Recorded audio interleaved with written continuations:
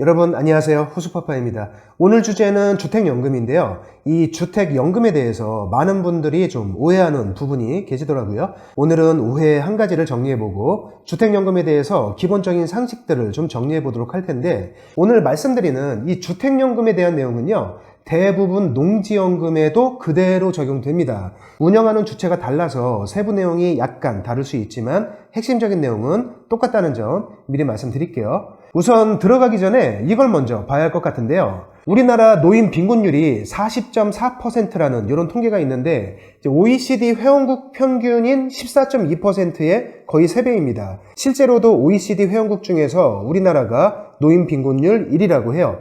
이유를 좀 보자면, 우리나라는 내 집 마련에 좀 진심인 나라죠. 특히 우리 부모님, 윗세대는 더 심했어요. 자산에서 부동산이 차지하는 비율은 절대적이고요. 은퇴할 때까지 주택담보대출을 갚으면서 살아가다가 은퇴한 후에는 내가 살고 있는 그 주택, 그거 하나만 덩그러니 남게 됩니다. 많은 분들이 그래요. 주택 하나 남는 거 외에는 노후 준비가 좀 부족한 분들이 상당히 많은 게 현실이죠. 작년 통계를 하나 볼게요. 우리나라 65세 이상 세대주분들을 평균 낸 것인데요. 총 자산이 한 5억 원 정도 되는데, 거기에서 부동산이 차지하는 비율이 4억 원이 넘죠. 80%가 넘고 금융자산은 8천만 원 정도밖에 안 됩니다. 사실 100세 시대까지는 아직 아니더라도 보통 한 80세까지는 살잖아요.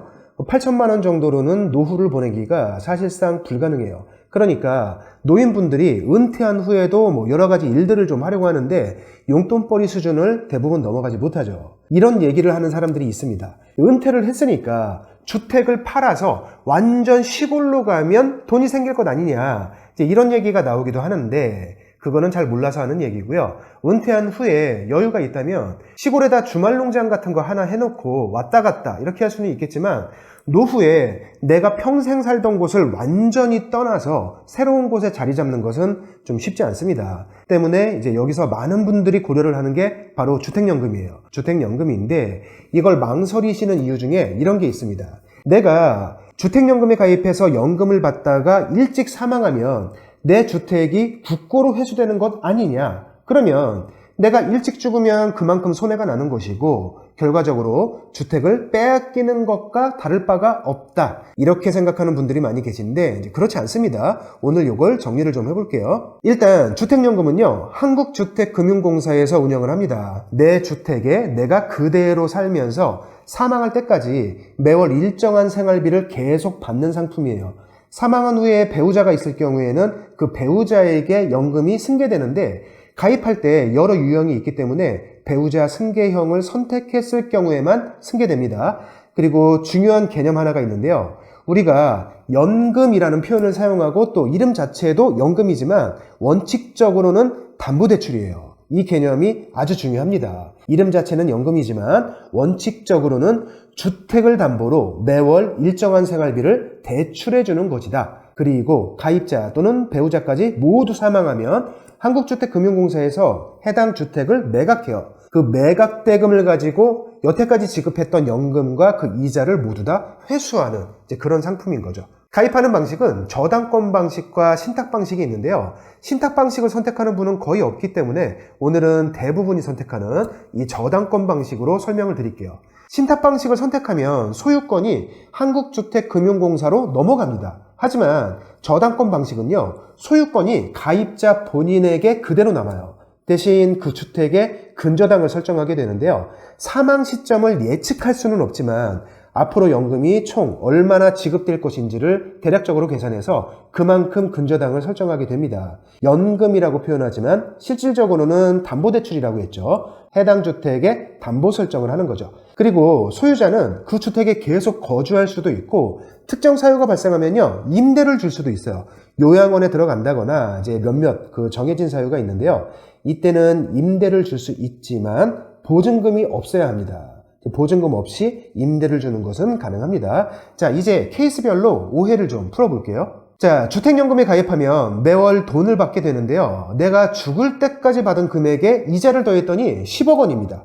그런데 주택을 처분하니까 8억 원에 팔렸어요. 지급해준 금액과 이자에 비해서 2억 원이 부족하죠. 그러면 그 2억 원은 어떻게 될까? 내 자녀가 물어내야 될까? 그렇지 않습니다. 지급한 금액에 비해서 주택을 처분하고 회수한 그 금액이 더 적다면 그 부족분은 공사에서 알아서 하는 것이지 자녀에게 빚으로 상속되지 않습니다. 때문에 주택연금에 가입을 했다면 무조건 오래 사는 것이 이득이에요. 8억 원짜리 주택을 가지고 가입한 다음에 이제 오래오래 살아가지고 총 10억 원을 받았다. 2억 원어치 이득인 겁니다. 부족분은 절대로 자녀에게 빚으로 상속되지 않습니다. 한국주택금융공사는 이 케이스에 대비해서 보험을 들어놓아요. 가입자가 무조건 오래 살아야 이득이다. 자, 그러면 두 번째 케이스.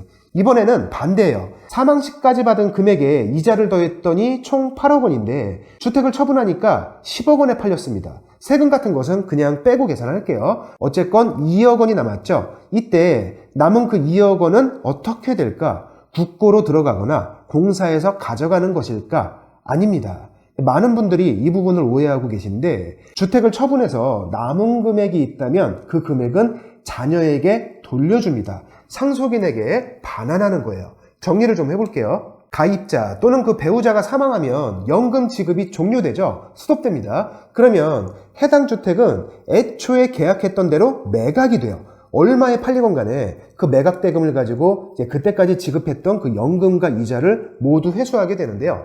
이때 부족분이 있다면 자녀에게 청구하지 않습니다. 부족분은 공사에서 알아서 하는 거예요. 그에 대비한 보험이 있으니까 절대로 자녀 또는 상속인에게 청구하지 않아요. 반대로 주택 매각 대금에서 지급된 연금과 이자를 모두 회수하고도 돈이 남았다. 그러면 남은 그 돈은 자녀에게 반환해 줍니다.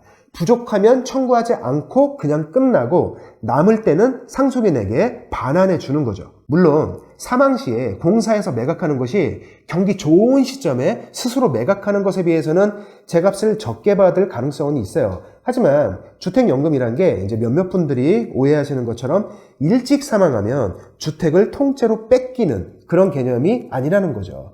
이 부분에 대해서 오해가 많기 때문에 오늘 영상으로 정리해 보는 겁니다. 얘기하는 김에 몇 가지 더 보고 끝낼게요. 연금을 지급받는 방식은 여러 가지 형태가 있습니다. 이제 죽을 때까지 받는 방식이 있고 일정 기간 동안만 받는 형식도 있어요. 가입자가 선택하기 나름입니다. 종신 방식도 똑같은 금액을 계속 받는 방식이 있고요. 처음에는 많이 받다가 이제 점점점 적어지는 방식이 있고 처음에는 좀 적게 받다가 점점점 많아지는 방식도 있습니다. 가입 조건은 부부 중 한 명이 만 55세 이상이면 됩니다.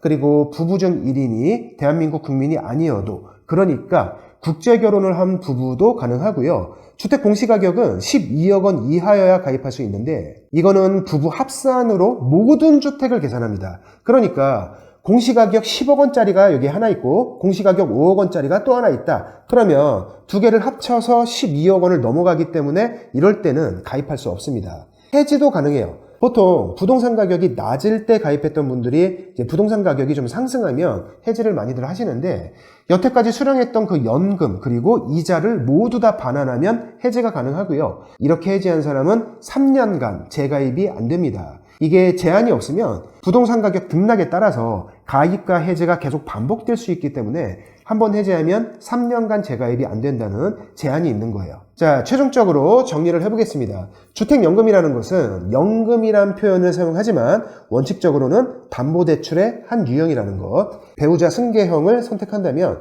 가입자가 사망한 후에도 그 배우자가 계속 연금을 받을 수 있고요. 종료 시에는 해당 주택을 처분한다. 남는 돈이 있으면 상속인에게 지급하고 모자랄 경우에는 상속인에게 청구하지 않는다. 중요 내용은 이 정도 되겠네요.